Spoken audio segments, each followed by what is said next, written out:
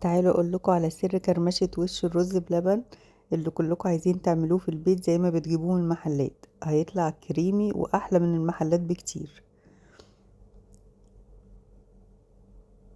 متماسك وكريمي وقوامه تحفة.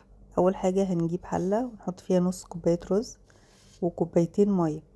كمية المية بتبقى 4 اضعاف كمية الرز لاني عايزاه يستوي قوي.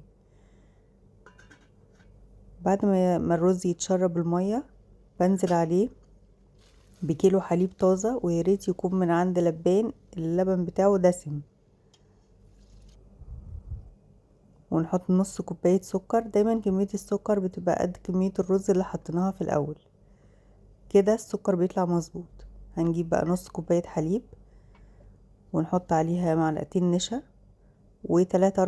معلقتين 3 كده كريم شانتيه، وهو ده سر الوش المكرمش. وفي سر تاني هقوله لكم في اخر الفيديو. ونضيف بقى فانيليا، انا نسيت اصور الخطوة دي. ونصبه في اطباق. السر التاني بقى ان احنا لازما نغطيه بعد ما يبرد ونحطه في التلاجة. نغطيه بقى باي حاجة. لو عجبكم الفيديو لايك وشير.